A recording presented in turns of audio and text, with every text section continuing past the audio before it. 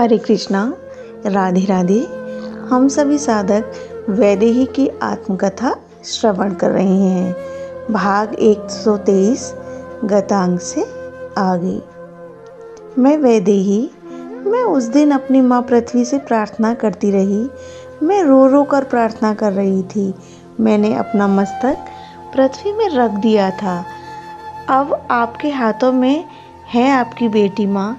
मैं ये कहते हुए पृथ्वी के अंश रज को अपने माथे से लगा रही थी। माँ, मत छोड़ना अंगद का पैर, आप उसके पैर को पकड़े रहना। मेरा रोना बंद नहीं हो रहा था। मुझे त्रिजटा बता गई थी। जल्दी जल्दी में इतना ही बोली थी कि श्री राम ने अपना दूत अंगद भेजा है रावण के पास। उसने लंका में प्रवेश करते ही भगदड़ मचा दी थी। भगदड़ मच गई थी। सबको लग रहा था कि यही पहले वाला वानर आया है और रावण के एक पुत्र को भी मार दिया था उस अंगद ने। यहाँ तक तो कोई बात नहीं थी। मरना मारना तो अब होगा ही, युद्ध जो छिड़ने वाला है। पर आगे जो त्रिजटा ने बताया, रामप्रिया, अंगद ने अपना पैर जमा लिया है रावण की सभा में और चुनौती दी है, जो मेरे इस पैर को उठा देगा। मैं कहता हूँ श्री राम माँ सीता को छोड़कर वापस अयोध्या चले जाएंगे। क्या मैं चौंक गई थी, मैं स्तब्ध हो गई। ये क्या कह दिया उस अंगद ने। ओह, आप धीरज रखिए राम बल्लभा, मैं अभी आती हूँ। इतना कहकर त्रिजटा चली गई थी। मैं इस समाचार से विचलित हो गई। ये क्या बात हुई, अंगद ऐसे कैसे चुनौती दे सकता है। फिर मैं बैठ गई थी और अपनी माँ से प्रार्थना करनी शुरू की। मैंने, माँ, हे धरती माँ, आप उस अंगद का पैर मत छोड़ना। घड़ी दो घड़ी के बाद त्रिजटा आई। उसने जो मुझे बात बताई थी सुनकर मैं खुशी से उछल पड़ी और मैंने स्वयं आगे बढ़कर त्रिजटा को अपने हृदय से लगा लिया। लंका के सुबेल पर्वत शिखर पर बैठे श्री राम आज गंभीर चिंतन में थे। सुग्रीव, विभीषण, जामवंत, इस लंका को नहीं बचाया जा सकता ना, श्री राम गंभीर होकर बोले थे। श्री राम का हृदय व्याकुल हो उठा था। मेरी सीता को तो मैं मिलूंगा, ऐसा विश्वास है, पर सुग्रीव, यहाँ के वीर राक्षस मारे जाएंगे। वो और उनकी पत्नियाँ विधवा हो जाएंगी ना। त्रिजटा मुझे ये सब शुरू से ही बता रही थी कि घटना कहाँ से शुरू हुई। हमारे राक्षस समाज में पुनर्विवाह है देव, सिर झुकाकर दबे स्वर से विभीषण ने कहा था। पर नहीं, कितने बच्चे अनाथ हो जाएंगे ना। मेरे श्री राम का हृदय आज रो उठा था। और सुग्रीव, देखो कितनी सुंदर ये लंकापुरी है, इसकी अट्टालिकाएं, ये सब शमशान बन जाएगा। फिर कुछ देर बाद श्री राम स्वयं बोले थे, हमको एक प्रयास और करना चाहिए, दशानन शायद समझ सकें। आप क्या करना चाहते हैं प्रभु, जामवंत ने पूछा था। रावण को एक मौका और मिलना चाहिए, श्री राम बोले। सब एक दूसरे का मुंह ताकने लगे। क्या कह रहे हैं प्रभु। हाँ, अंगद को दूत बनाकर एक बार भेजो लंका। प्रभु श्री राम का आदेशात्मक वाक्य प्रकट हुआ। अंगद आगे आए और श्री राम के चरणों में प्रणाम करके अन्य आदेश की प्रतीक्षा करने लगे। अंगद, अगर दशानन अधर्म का मार्ग छोड़ दे तो ये राम रावण को क्षमा कर देगा। इतना कहते हुए अंगद के मस्तक में अपने कोमल कर रख दिए थे मेरे श्री राम ने। 4 परिक्रमा की अंगद ने श्री राम की और चल पड़े रावण के पास, श्री राम दूत बनकर संधि के लिए। पर रावण की सभा में जाते हुए एक दुर्घटना भी हो गई। क्या, मैंने त्रिजटा से पूछा।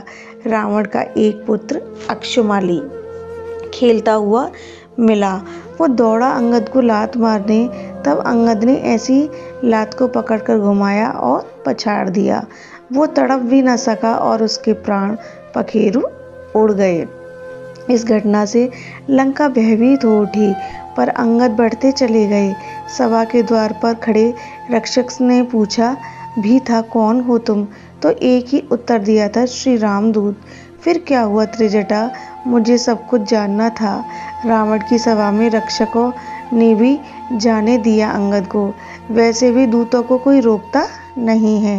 हे रामप्रिया, ये चर्चा आज लंका में बच्चों बच्चों के मुंह में है। रावण ने बैठने के लिए अंगद को आसन नहीं दिया। वैसे भी दूतों को आसन देने का विधान नहीं है। दूत हो तो खड़े खड़े ही संदेश दो जो देने आए हो। पर अंगद को रावण का ये व्यवहार अच्छा नहीं लगा। तब अंगद ने अपनी पूंछ से ही अपना आसन बनाया और उसमें बैठ गए थे। वानर, कौन है तू? रावण ने पूछा। मैं रामदूत हूँ। हे राक्षस, मेरे पिता से तेरी मित्रता थी, इसलिए सोचा कि तुझे समझा आऊं। अंगद ने रावण को कहा। तेरे पिता कौन हैं? रावण जानबूझकर अंगद का अपमान कर रहा था। वानरराज वाली मेरे पिता थे। तुम तो जानते हो, शायद कभी भेंट हुई थी बाली से या नहीं? व्यंग किया अंगद ने। अच्छा, किष्किंधा के बाली पुत्र अंगद तुम ही हो। अपने कुल के कलंकित पुत्र तुम ही हो ना? फिर हंसता हुआ बोला, कहाँ है तुम्हारे पिता बाली? लज्जा नहीं आती अंगद तुम्हें? मैंने सुना है राम ने तेरे पिता का वध किया। उसके बाद भी तू उस राम का नाम श्री लगा के ले रहा है। रावण, मेरे पास ज़्यादा समय नहीं है, इसलिए मुख्य बात मेरी सुन। मूर्खता करने से तुझे हानि ही होगी।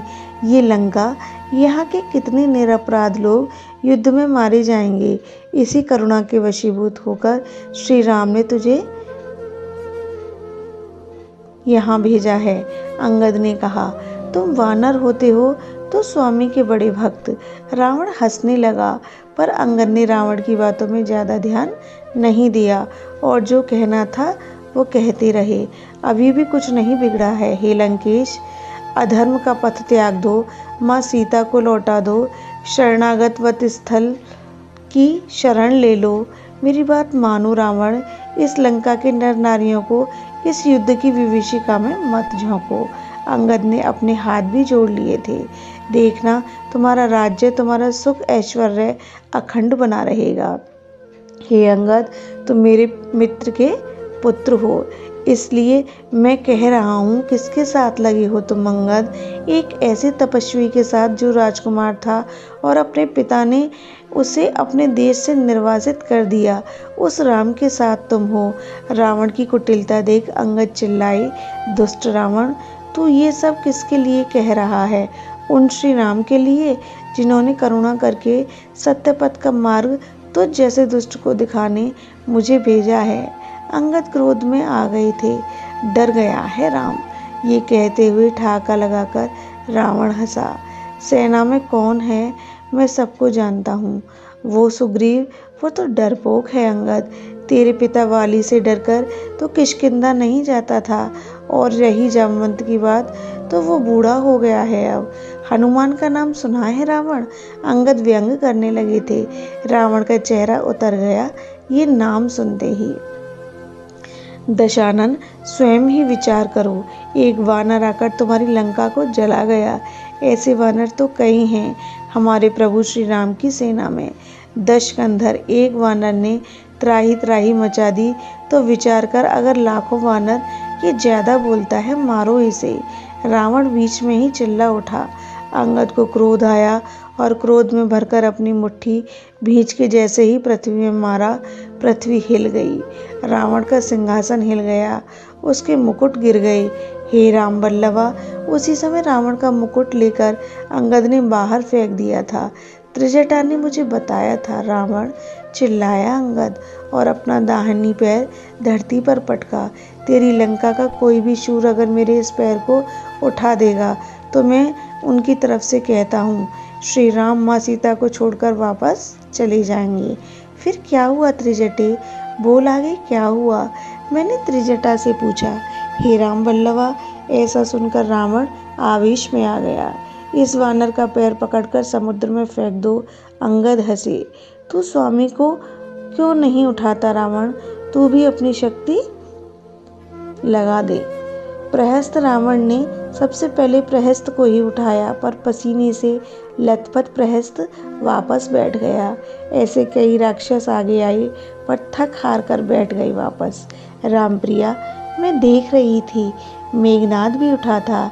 हम सबको लग रहा था कि ये तो उठा ही देगा, पर नहीं। त्रिजटा मुझसे बोली, रामप्रिया, मुझे तो ऐसा लग रहा था कि पृथ्वी ही अंगद के पैर को पकड़े हुए थी, वही नहीं छोड़ रही थी अंगद के पैर।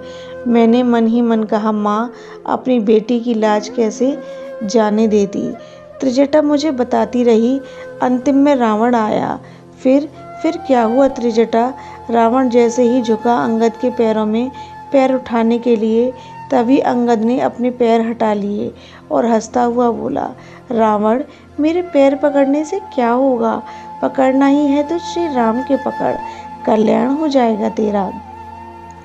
इतना कहते हुए अंगद जोर से जयकारा लगाने लगा, असीम पराक्रम श्री राम की जय, अश्वहा तेज लक्ष्मण लाल की जय। इतना कहकर अंगद वहां से उछलते कूदते हुए चल दिए। किसी की हिम्मत नहीं हुई रामप्रिया कि कोई अंगद को रोक भी देता। इतना सुनते ही मैं खुशी से झूम उठी थी। मैंने अपना माथा पृथ्वी में रख दिया था। ये क्या रामप्रिया? मुस्कुराते हुए त्रिजटा ने मुझसे पूछा। कुछ नहीं त्रिजटा, मैंने त्रिजटा को अपने हृदय में लगा लिया था। यह प्रसंग अब यहीं विश्राम लेता है। हरे कृष्णा, राधे राधे।